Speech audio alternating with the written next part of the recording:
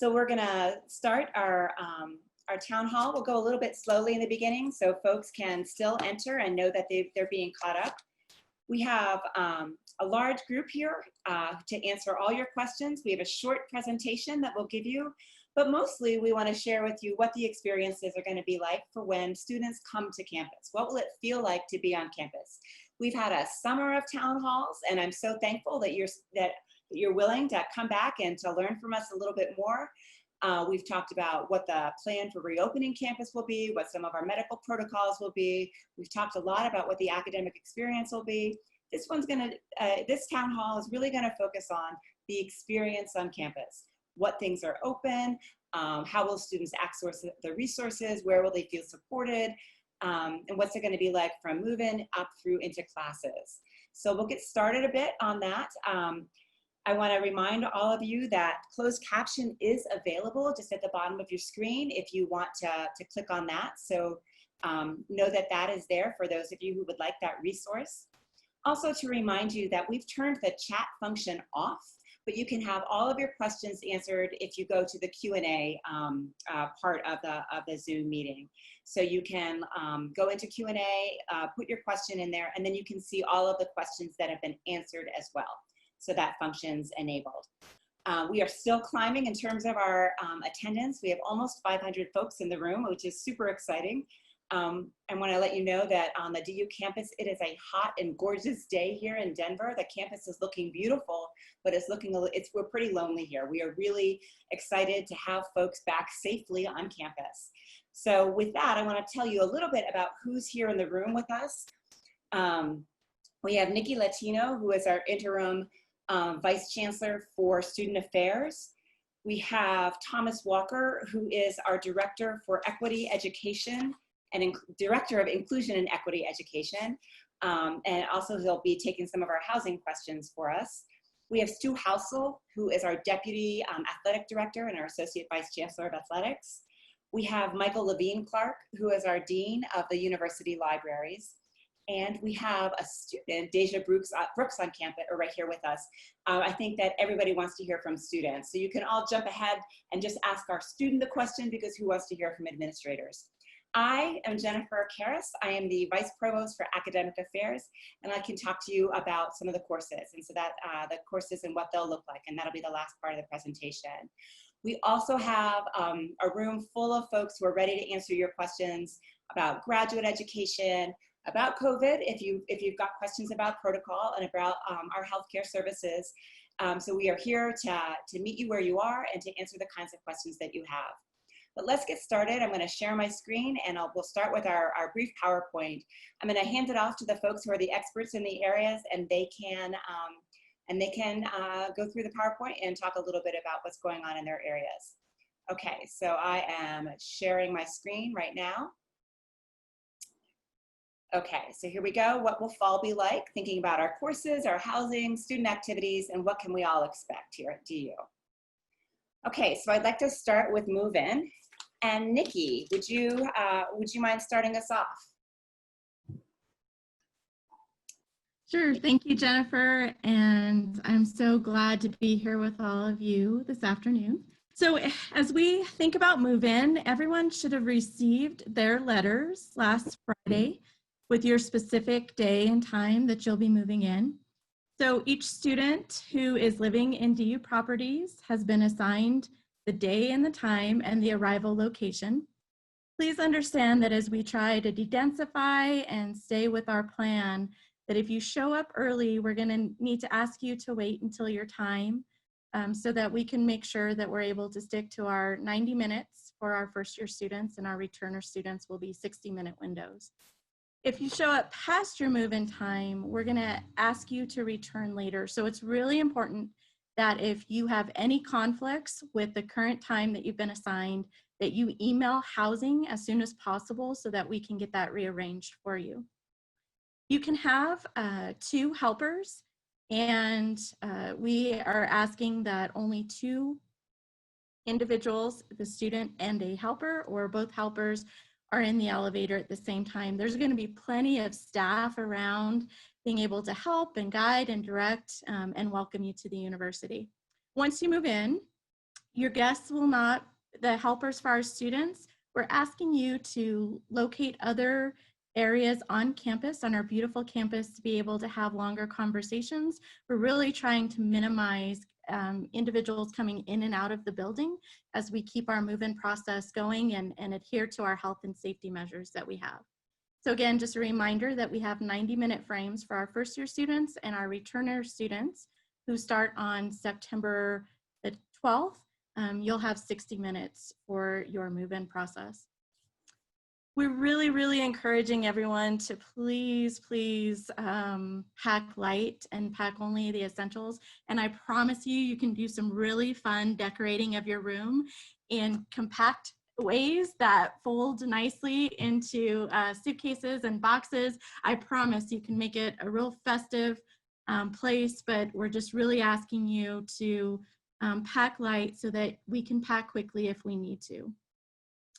Parking during move-in, we will have parking available, and again, we will have volunteers around helping to guide and signs to help with where you can park. We'll have communication coming out before move-in as well to provide that direction and the maps. You do not need a parking permit during that time of move-in, and we'll just ask that you move your vehicle once you empty it. Again, we'll have plenty of helpers to guide you, but move to a different structure for more permanent parking as you find your places to engage in conversations after move-in. And we do have housing options still available. So if you are one of our students, first year, second, third, fourth graduate law, who would still like help securing housing, please email our housing department and we can put that in it's housing@du.edu, and we also have that on our website. And please continue to check your email. We're sending lots of details and updates as we prepare for your arrival, and we're so excited to see you in a few short weeks. Thank you, Jennifer.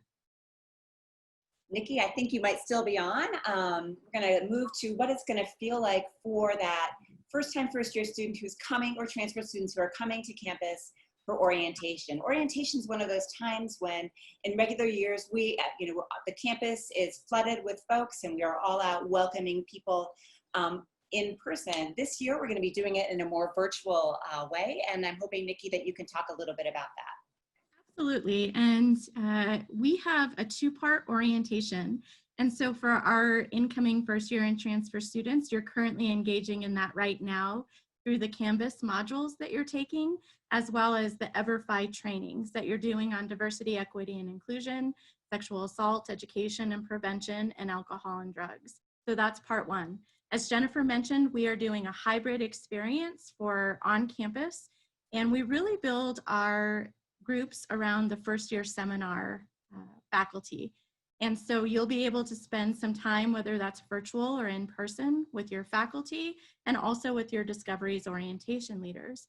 Your Discoveries orientation leaders will be contacting you the week before and setting up opportunities for you to virtually meet each other before you even come to campus. We know that some of our students are only engaging virtually this fall, and so your entire experience will be online, and there'll be opportunities for engagement with co-curricular activities virtually, for meeting with your faculty and staff on campus virtually, and meeting other students, because we create different pathways of community.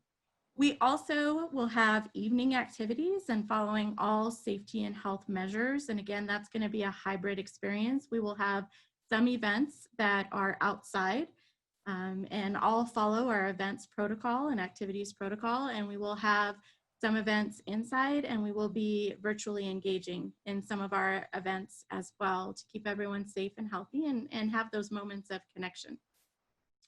We will also have 4 virtual fairs, and that is academic resources, our health and well-being, our cultural and spiritual life, and our involvement fair with all of our clubs and organizations. And we're so fortunate to have Deja, who's our USG student body vice president, as well as leaders in other organizations with us. But they're working really hard to put the fair together. And then you'll have an opportunity to have follow-up from our clubs and organizations. We have over 100 clubs and organizations. And the beautiful thing too is if you have interest and we don't have a club yet for that interest, you can always create one. But you'll get an opportunity to learn about that, as well as career services with the fair and some of the other resources that exist on campus to help you meet your academic, well-being, and support goals. And we look forward to our orientation experience with you as well. So thank you. Orientation will begin Thursday and go in through Saturday. So thanks. So I also want to share for our first-time first-year students, you should expect, if you haven't heard from them already, to be contacted by your first-year seminar faculty member. So right now, if you have any questions about anything, you're welcome to reach out to them. If they don't know the answer, they'll reach out to one of our campus administrators, and we'll do some direct follow-up with you. But we want you to start thinking about what your experience will be like, either virtually or on campus here, and your SM faculty are your first mentors on campus. Okay. Jennifer, the only thing additional that I'll mention is that for our students living on campus, you'll also have an opportunity to meet your resident assistants, and we also have programming in the residence halls as well, and that starts during orientation. Thank you. Fabulous, fabulous. Okay, so I'd love to move on to student activities, and I think having Deja or Thomas come in and talk about these would be terrific. But you have to introduce yourself. Sure. Deja, do you want to go or do you want me to? I'll let you start and then I'll jump in after you. Cool. Perfect. Hi, everybody. I'm Thomas Welker. I'm the Director of Inclusion and Equity Education and also filling in our residence hall with the programming and staff. And so we've got here on the screen just some of the different activities that we've got planned or in process. And I guess I want to stress a lot of this is still being worked out. We've just settled some of the on-campus protocols and some of our student leaders are just coming back paying attention from their summer breaks. And so we expect to have a lot more details daily as stuff comes in. But we are definitely looking at a mix, just like on the academic side, of in-person, online, and those hybrid opportunities where we can gather folks based on interest or connections or other kinds of things. First up, Discoveries Week, that orientation week. There's just different things during the course of the day, as well as some really cool after dark, late night events. There's a dance, silent disco being discussed, and some other things just to give people a chance to connect, even if we can't physically all be in the same space together. So watch for some more information about that. But those will be happening all during the week from September 7th onward into that weekend before classes. The virtual involvement and resource fairs that Dr. Latino just mentioned will also be happening. I think those are mostly mid-ish day during the week. I'm trying to fill in as people may be eating lunch or grabbing meals and can also participate and kind of mill around. This to me is just really kind of cool and magical, and that you put in your interests and it actually will feed you some of the different activities and clubs that might be of interest to you at different things to help make sense of those many different opportunities, or you can search for them on your own. So just a number of different ways daily to connect with different resources and student activities. USG, Deja is vice president of, helps oversee the programming board and our registered student orgs. So they also are having different things. And again, we don't quite have all those details ready yet, but that's coming. In the spring, there was a TikTok dance contest with just short videos online. There's been talk of a de-Eurovision song contest kind of stuff, all sorts of things that are in the works and coming, so watch for that. My team in the residence halls are definitely working on both floor and building wide or community wide, the building opportunities for that, being mindful of the safety protocols, but how do we connect with each other, the folks who are living next door and down the hall from each other. Facilities has spent the later part of the summer actually installing different outdoor shade and seating areas. So realizing that while we've got the good weather of Colorado, we want to take advantage of that. And so there's more spaces for people to still be wearing masks and safely distancing, but gathering in some spaces outdoors just informally. So it doesn't all have to be programmed. We're mindful that we don't need to do sunup to midnight scheduling for folks. People can find their own friends and make their own connections as well. And we really do encourage our students to download and then check the crimsonconnect.du.edu. That's our new student engagement portal, which has all sorts of events and is going to be the primary place we're pushing, especially our undergraduate students, to look for the latest things. The student clubs will upload their events there, USG, DUPB, we'll definitely be doing that. Deja, anything you would add to that before we go to the next slide? Yeah, for sure. So I think one thing that I really want to emphasize is that aspect of Crimson Connect. A lot of the student activities and a lot of the student orgs on campus we'll be putting all of their information through that way. So all clubs and all orgs, you can definitely find the opportunity. But if, like Dr. Lachino said, if there's an organization or a club that you can't find and you'd like to start it, it's more than possible to do that. And all of your student leaders on campus are more than happy to help out with that situation. But there is definitely going to be an opportunity for not only socially distant in-person activities this fall, but also those virtual activities for those individuals who want to stay back at home. So there's going to be a plethora of different student orgs and organizations that give you that opportunity to really get that social interaction out there. So back to you, Thomas. Sure, thanks. So again, here on the screen now, we've just got a quick visual of some of the things that have been finalized, just in a little bit more eye-catching way than me, from that Discoveries After Dark stuff, virtual comedian, scavenger hunt, late night movies, into the fall events, leadership workshops each week, Hyplex Halloween, the fraternity and sorority life recruitments will be happening just in a virtual format this year. We don't know if we'll have first snow in the fall, but if it looks like it's heading in that way, that's a tradition we have on campus. Homecoming will be happening. The details still being worked out. That's more in that later October piece. And then some definite virtual events that you'll see there that are kind of the standard traditional events we do. We're just translating them into that virtual or hybrid space as well. And again, just can't stress enough, the crimsonconnect.du.edu is the best way, because that's where all of the latest information is to check out. Unless Deja, you've got something else? I feel like that's everything. Thomas did a really good job. I do want to emphasize, like I said, if there's clubs or organizations, undergraduate students who have questions, please don't hesitate to reach out to usg.edu.edu. All students are more than happy to help out. So we definitely love any questions that students may have. So Deja, how can students, first-time, first-year students get involved in student government? Yeah, for sure. So if students are interested in getting involved in student government, it's as simple as following us on Instagram at DUUSG, and then we'll go from there.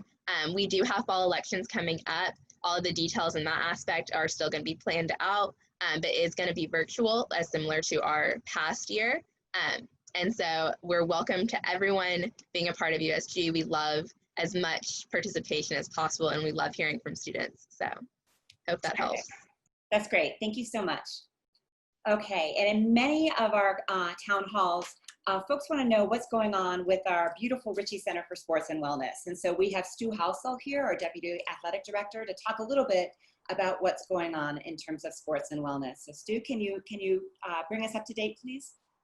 Yeah, thanks, Jennifer. Good afternoon, good evening, everyone. I just share a few high-level details here.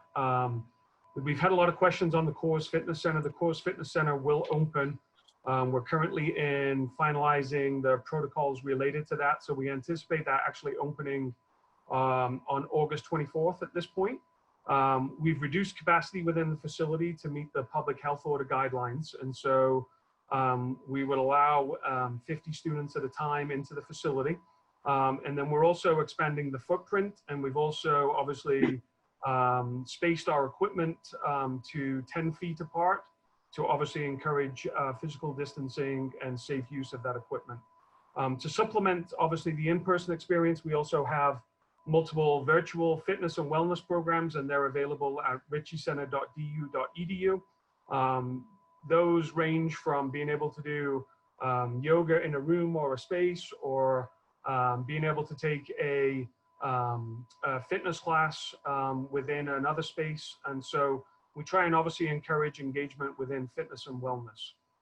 With our club sports program, there will be no competition and travel this fall.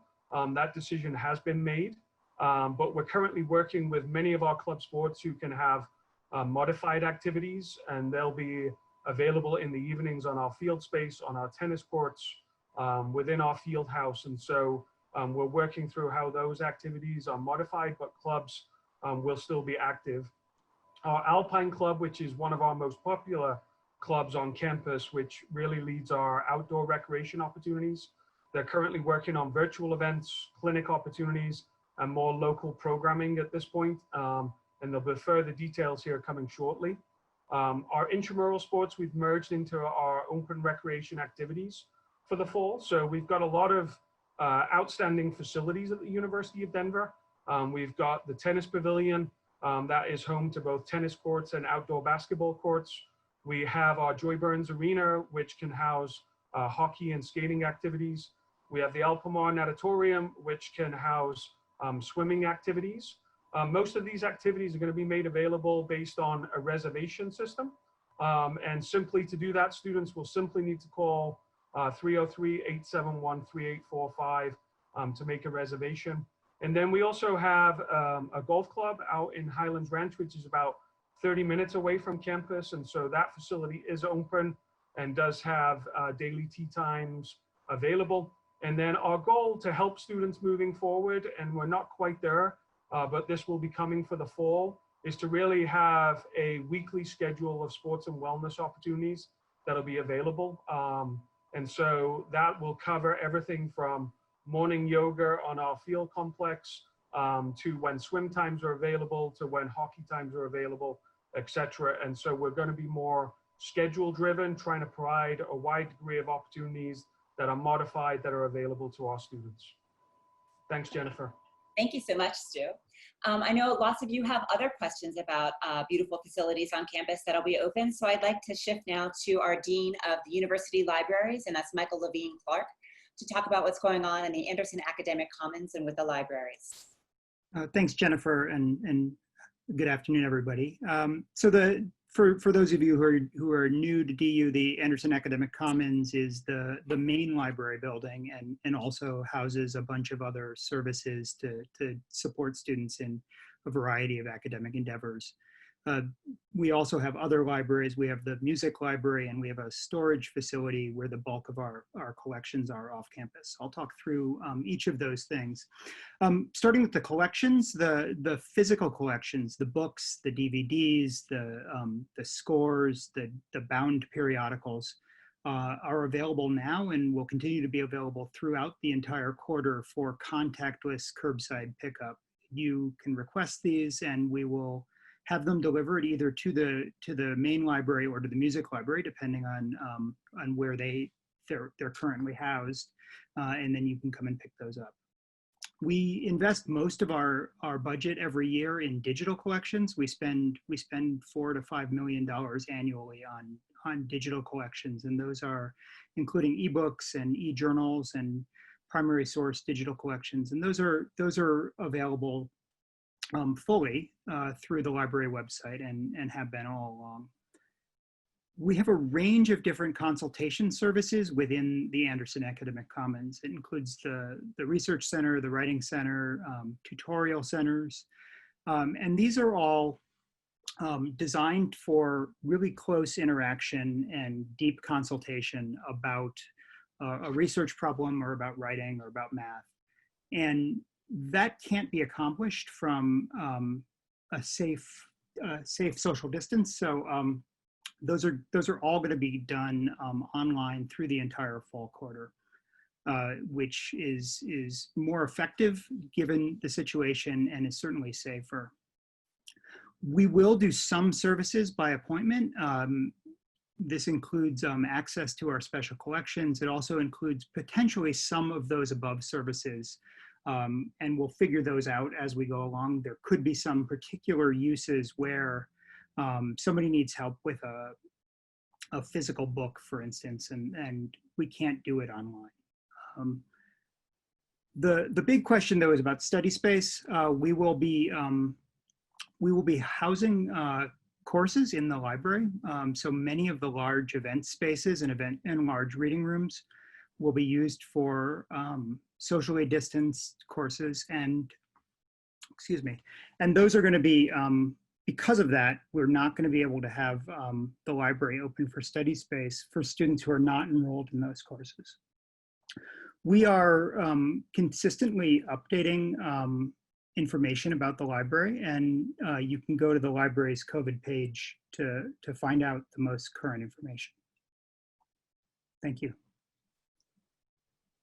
Okay, so the last part of the PowerPoint presentation will just be, again, a review on class modality. For most of our students, you've already registered for your classes, right? And if you haven't, we can certainly assist you in doing so. But you know the kinds, the modalities, the ways in which our courses will be taught. There are 4 different ones. There's online, and an online class can be both synchronous, or it could be synchronous or asynchronous, meaning that it meets at a particular time every day or every other day or whatever that, or asynchronous, meaning that there isn't a specific meeting time for the course. That it's hybrid, that at the same, that a course has both in-person and online components, that a course could be high flex, which means that it has in-person and online components at the same time. That the course is designed to engage students remotely and in the class at the same time. And then we also have our in-person classes, our face-to-face classes. Now, if you have questions about a course or its delivery, those things are determined by the instructors. So if you have some questions, please just shoot your instructor an email prior to the start of term, and they can tell you exactly what they have in mind, what they've planned, how they have created the course to reach the students. And a lot of questions come up about how did people make the decision about what the teaching modality is for the course. And that was really a conversation that happened at the department level. Looking at the content, at the pedagogical requirements, and who was available to teach the class. And in some cases, we have classes that are taught, some sections of class that are taught in person and other classes that are taught online, so that we have a multiplicity of ways that students can engage with the course modality depending on where they're located. So as always, again, we're a high-touch institution. We want you, if you have questions, to reach out to your faculty about specific concerns if you need to miss a class. This quarter will be the same as any other quarter if you have to miss a class for whatever reason that might be. To reach out to your faculty member to let them know. And we want to let you know that anything that is in person or any of the in-person portions of hybrid classes can be streamed or recorded to allow students who, for whatever reason, need to have a short-term time away from that class. We want to make sure that folks can keep up and continue to make progress for whatever reason they have to miss class. But I want to stress, when we talked about how courses were designed, that unless the course is designed as high flex or completely online, that we aren't able to engage students in a seamless way, right? It'll require some specific adjustments for that coursework. We want students to remain up to date with their courses, and then so it just might be participating by Zoom. It won't have all the bells and whistles that perhaps a fully online class might have. But again, the bottom line is, as in every quarter, work with your faculty members. Everyone wants you to be successful in the class, and so we need to know what are the needs that you have at that moment. Okay, so that's the end of our brief PowerPoint. That part of the presentation of our town hall. And so I want to move to some of the questions that we've had. It's a really engaging group. We have over 600 folks in the room right now, and quite a few questions. And I know that that the team has been answering them in the background, but I'd like to bring some of them up to the front.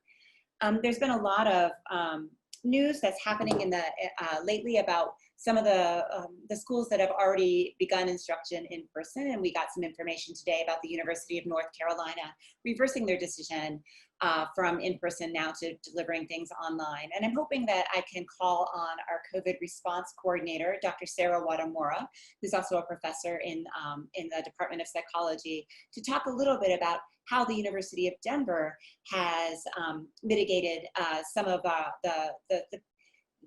the challenges to opening the campus and what we can expect as folks are coming back here. Sarah? Sure, I'm happy to talk about that. So I've been trying to answer the questions that are coming in very quickly, but a couple of related questions people have been asking. So specifically, what are our triggers for changing the degree to which we're in person? So that's one set of questions that have been coming through. Whether the situation happening at UNC or Colorado College or other schools is informing our decisions, and whether we will, what will cause us to change our plan, or what is our plan right now, or have we changed our plan? So let me take those three together. First of all, of course, we are watching our peers who've started before us very carefully. We have thought for a while that we have the advantage of not having to go first, right? So we have a lot of our peers who've gone ahead and started. We're carefully tracking the mitigation steps they're taking, how their populations are similar or different to ours, what kinds of things we can do, and making adaptations in real time to our preparations. Where we can learn from those events, and in fact using those events as educational tools for our population to think about the behavioral choices that they might make. So we are certainly watching those very closely. We're watching what seems to be working, which is it is certainly true. The things that are not working get more press than the things that are working, but trying to keep a good handle on that. And then our school is smaller than some of the schools that have been having concerns, but not all of them. And so just thinking about what does that mean for our population? We have pretty aggressive testing and tracing. So those are some of the mitigation steps we can take, and also enforcement. So some of the larger public schools have had more concerns about enforcement of things like wearing a face covering, which is a little easier when we're in a smaller and a private campus. So with respect to what would cause us to change our plans, I would like to point your attention to our website, which has available the campus phased access and support plan, which actually describes 7 different degrees of openness or in-personness from phase 1, which is what we did in last March, all the way up to phase 5, which is back to how things were before COVID. And there are gradations along there. And our intention is to very shortly, in the next week or so, publish the triggers that we intend to use to help us decide if we need to move forward or backward in our phase campus access and support plan. With respect to our current thinking, we are moving forward. We are in phase 3A right now and about to transition to phase 3B. Conditions in Colorado are manageable, and conditions on campus are excellent. We have been doing initial testing of our population, and our positivity rate is 0.0035. So it is very, very tiny, and we are tracking that on a daily basis. Great, thank you so much, Sarah. We also have a lot of questions about housing, whether that is about if you're living with multiple students, will they have the same kind of move-in time? Or what would happen if we have to pivot and move to online? What happens to our room and board? And so I have Nikki Latino and Thomas Walker both on the screen now, and hoping that either one of those can jump in for those questions. Sure, I'll start with the roommates. Any student who has a roommate, they are scheduled at different times to move in so that we can keep de-densification occurring during the move-in process. So there will be only one person at a time moving in. And I did want to correct something I said earlier. Returner move-in begins September 10th, not September 12th. So again, make sure that you're checking your email and your specific move-in date and time. So first year students, September 7th, 8th, or 9th, and then starting on the 10th is our returner students. And as we did in the spring, if we need to completely close down and evacuate the residence halls, then we would be looking at the refunds for the room and board. And also we are able to house students who are housing insecure, and we would be keeping in line with safety measures and protocols if we need to have students move out again. And for students who are housing insecure, we would have a process for them as well. Thomas, is there anything you'd like to add? No, I think that covered the big situations I'm seeing. Sorry, I was typing some questions, answers here on the other side. A couple of questions about once they're in the buildings, what's the situation like?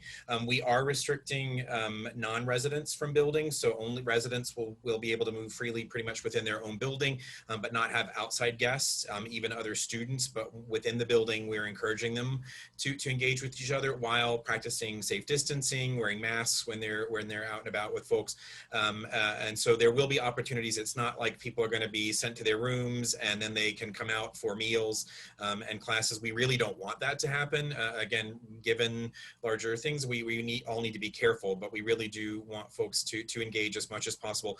And there will be an RA, at least one on every floor, depending on the specific floor. So who's encouraging those interactions, trying to help folks be safe as far as that going. And then everybody will have access to all the virtual pieces as well. So again, no outside the building guests.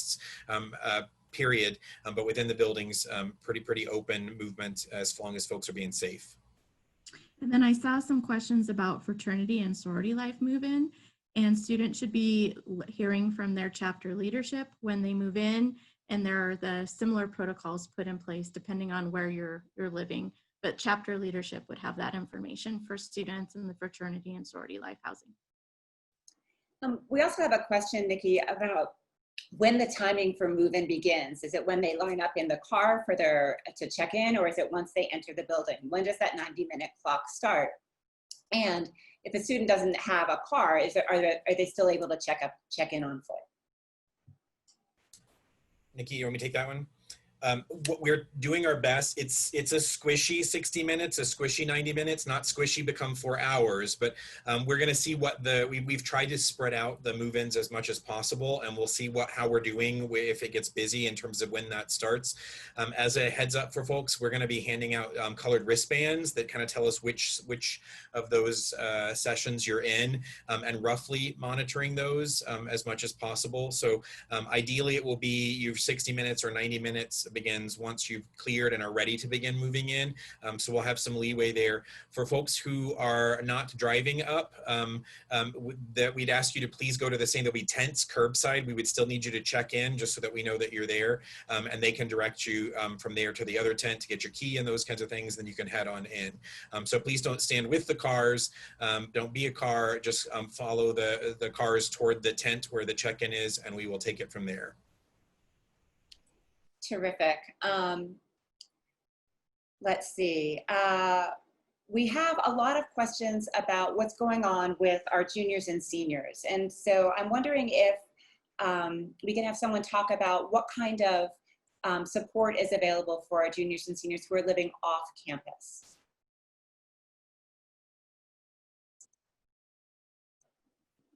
Let's see. So how about if a student is, how about if I could ask from the medical perspective, you know, how are we going to support students who are not feeling well if they are not part of our residence system?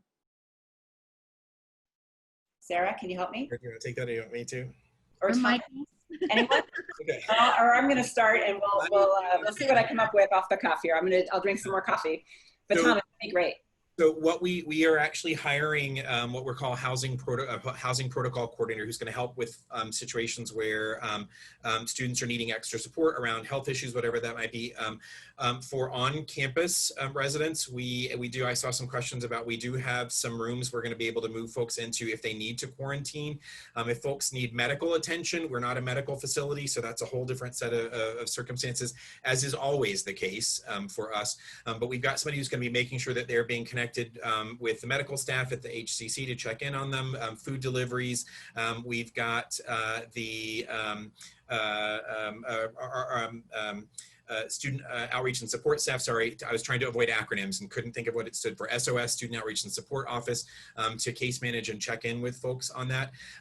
For students who are living off campus, we aren't able to provide the same level of that housing support. If you're not already on the meal plan, we don't have that ready to just kick in for you.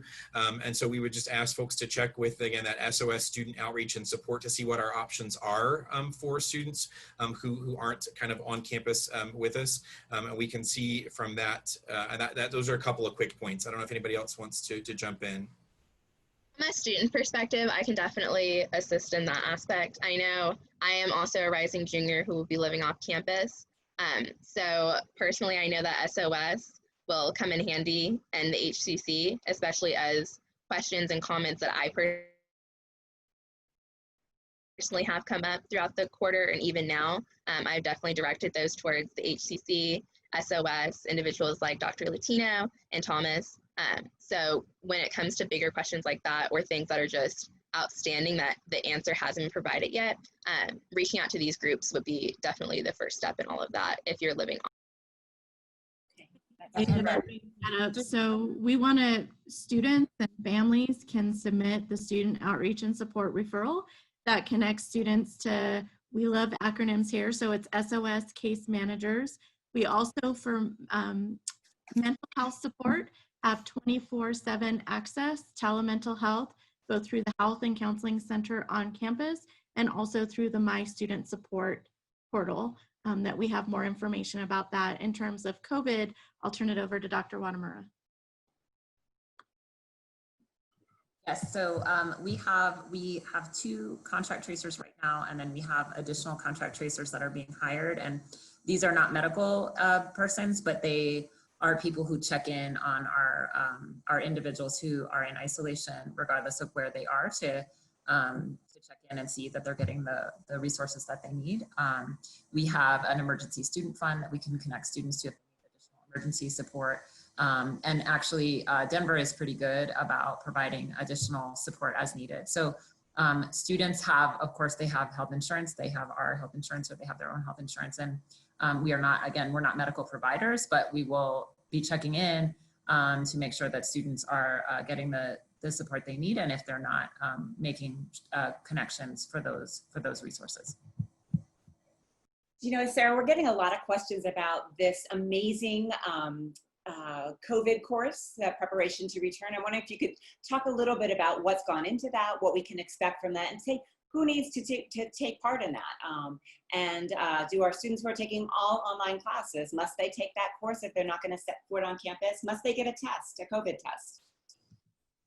Sure, happy to take that. So we are asking every person in our community to take our Canvas course because we want everyone to understand the situation, the way we understand it, and all the measures that the university is taking. The course is live. It became live during this town hall. So every member of our community was auto-enrolled in it, and you should be able to access it now from your Canvas course. It's been live for about 10 minutes. The course is closed captioned and screen reader ready, and it is just about translated into Spanish. The course intends to cover all of the things that we've considered, the things that we're doing, our expectations, some information about the virus, about what to look for, where to get resources, how to get help, and it is open, as I said, to every member of our community. If you are not coming to campus in the fall term, then the only requirement is that you take the campus course. You do not need to have the molecular test for the virus that causes COVID-19, and you do not need to do the quarantine or the symptom monitoring. If you are returning to campus or coming to campus for the first time in person, then there are 5 required steps. The arrival portal questionnaire, the Canvas course, the molecular test, the quarantine, and the symptom monitoring. So those are the 5 pieces. And we have had some questions on here about making appointments. You should be able to get there from myhealth.du.edu, but if you're struggling or having any trouble with that, go ahead and call the Health and Counseling Center for assistance in making an appointment. We have just opened the appointments up out until September. And so you should be able to make an appointment out until September. Right now, there are not weekend or Labor Day appointments, but we are working on staffing some additional times on the weekend and Labor Day, because we understand that that's very close to move-in. So those appointment times are not available yet. If that's the time that you need, just hang on a little bit and we will open those up as soon as we're able to get that staffed. Terrific. There is some question about what happens if a student off campus gets sick with COVID and is in quarantine. How will DU support folks in terms of meals or healthcare, or are they on their own? And so also maybe thinking about what happens again if students are on campus. Sarah, again. Sure. So I think, we don't have, if students are on campus, they will be put in isolation or quarantine facilities on campus or in one of our affiliated properties, and we will assist with meal delivery and those other steps. If a student is living off campus and was taking care of those responsibilities on their own, we would identify that they have a need by this, the fact that we would be in contact with them, assuming that they tell us, of course, that they're positive or the test comes from us. We would have that regular check-in with them and help them troubleshoot what they need to do in order to get additional assistance. And like I mentioned, we do have a student emergency fund. We have other types of support. So we wouldn't be routinely providing meal delivery or that kind of thing, but we would work with students to figure out where they're stuck and what kinds of support they need. Great. Nikki, we have a few more questions, Nikki and Thomas, about how we're looking at the way that students will be hanging out with their friends in the pods. To explain that a little bit more, what does the RA system work if as we understand it from the past? Will the RAs be assigned with these pods? Tell me, what are pods? So pods is basically just a fancy word for a slightly different setup. If you think about in what people kind of stereotypically think about for college campuses, it's long hallways with a community bath and doubles all along that. And we have a few of those buildings on campus, but many of them are shorter hallways or suites and apartments. The DeMond Family Residential Village, or DFRV, because again, we love our acronyms, is set up in smaller pods. And so it's fewer students rather than the larger with a smaller bathroom setup, and there will be an RA for each of those. So it's very much like you might imagine the social interactions on any other residence hall floor, just designed to be more small scale, just a fewer number of folks gathered around a smaller lounge and a smaller restroom kind of thing, with the idea that we can have special interest floors and those kinds of things. Not all of those are the case this year. Some of it's just general housing, but it's just a slightly different scale of that within the larger building. In all of the buildings, there will be at least, again, one RA physically on the floor. Sometimes floor means half an actual story of the building based on the number of students. And we'll be doing community building and relationship building programming. We'll have community-wide things that will have in-person, online, and hybrid components for that. And then students, again, within their building are welcome to socialize with each other. We, again, are asking them to wear masks and to distance as far as that goes. So we never really are looking for the 40-person room parties. I get bitter just because I only find out about them after the fact. I don't get invited to them. So that social aspect is still going to be there. For larger gatherings, we're encouraging students to go outside, enjoy the outside, or look for some of the larger spaces or activities. But there definitely will be that. And the RAs actually arrive this Sunday to start getting ready. And we will be talking again about how to adapt that to the time of COVID. But hopefully that speaks to both the socializing and, again, just the quirky, smaller scale living group called a pod. Nikki is sending me a note, just a quick heads up that we had several questions about the Squirrel Box, the storage from spring. We're coordinating with Squirrel Box for for them to be on campus, to bring stuff on campus where families can swing by and pick up their stuff and have that ready to bring in. I don't remember the details, I'm just checking here. Please check with the housing at du.edu. We're letting them know what your assigned move-in time is. And so they're bringing like all of the Monday move-in people. They'll bring all of that stuff and be there on Monday, waiting for you to come by and pick that up. So watch your emails for that. And if you have questions, again, housing at du.edu. Okay.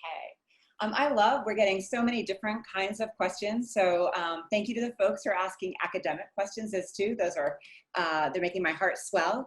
We have a question a little bit about talking about the orientation, and it seems like the question is, it seems like everything is virtual. Does that include the college receptions where you're going to go and learn a little bit about what it feels like to be a business major or a biochemistry major?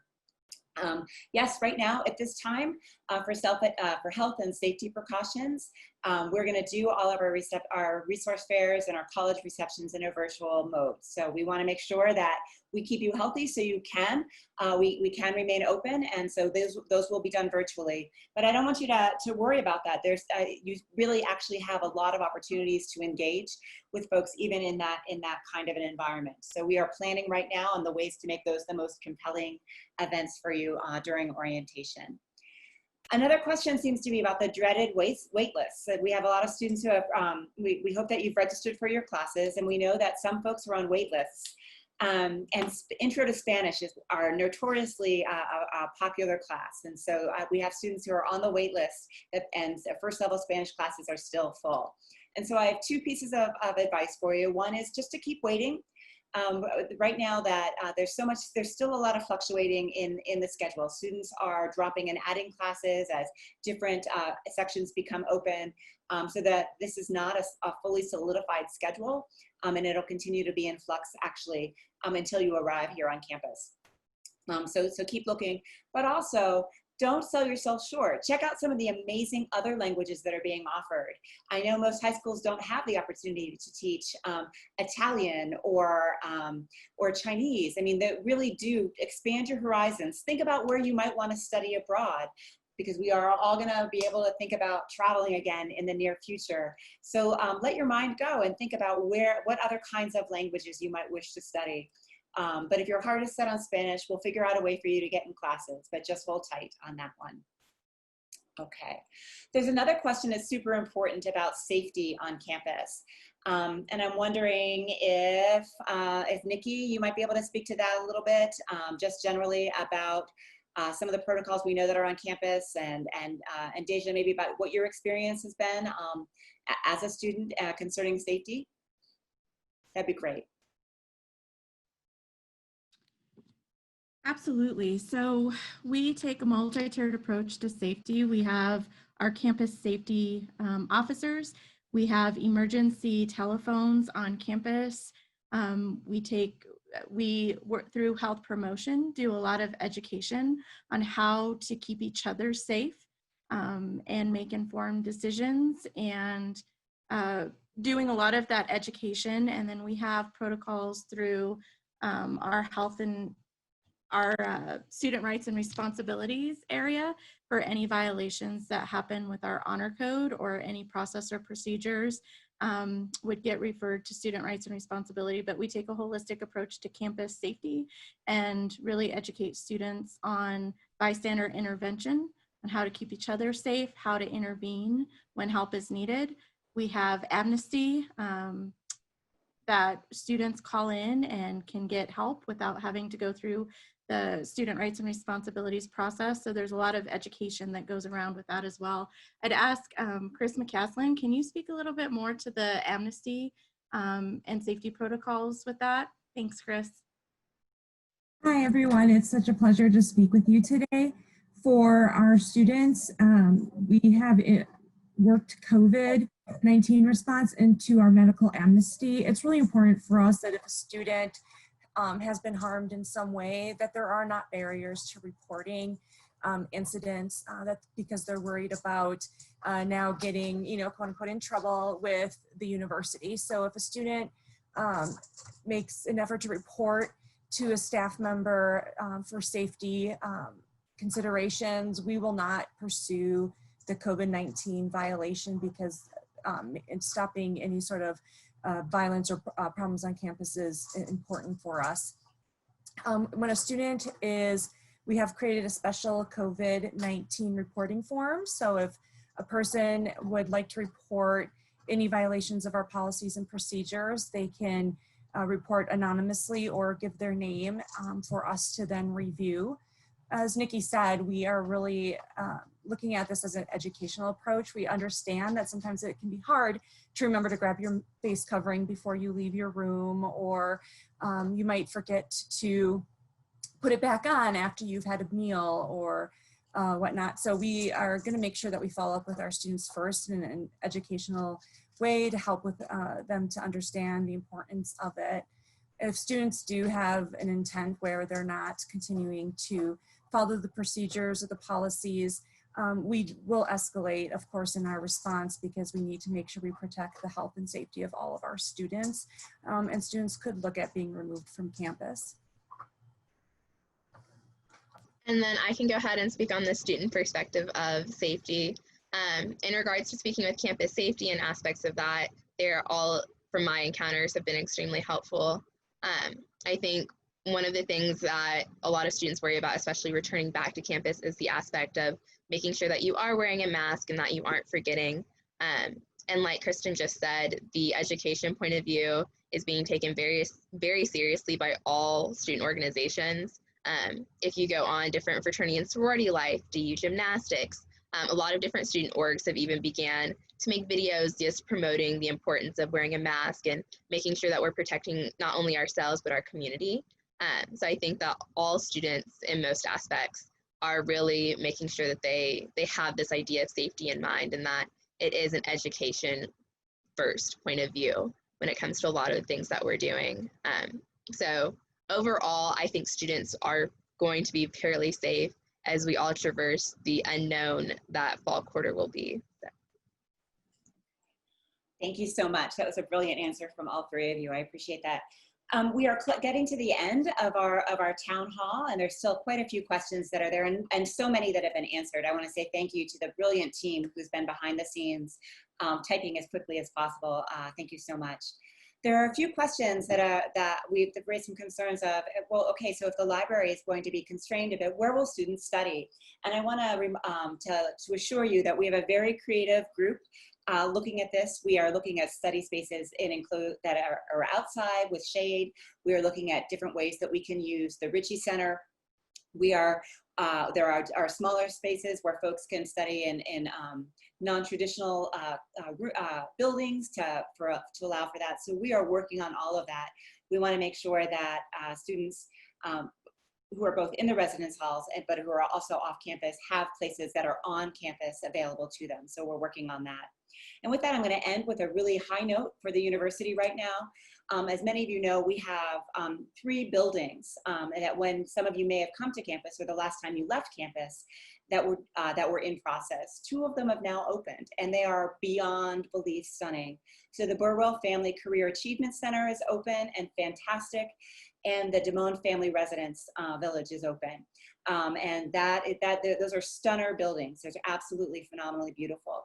There was a question that said, well, will the community commons be open to anybody or is it just for the folks in Damone? But the community commons is a separate building, and right now it's not open to anyone. We're hoping that it will be, that they will stay on task. It's slated to open in late December, early January.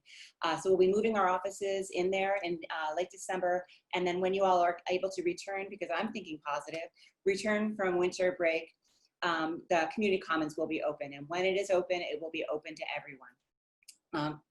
With our health and safety concerns as they might be for whatever context we'll be facing at that time. I am so pleased again that so many of you have stayed with us for this full hour, especially again, since we've had so many town halls. I appreciate your enthusiasm and the questions that you have for what DU will be like, and I'm really thrilled to welcome you all back to campus, both in person and virtually in the fall. Please stay tuned. I'm sure that we'll have additional opportunities for you to ask some more questions. If things arise, there are a lot about housing, please reach out to the Housing at DU site, and you can ask those questions there, and we make sure that you have everything that you need prior to your move-in. Okay, so with that, I want to thank you again, and stay safe, and we'll see you soon. Okay, take care.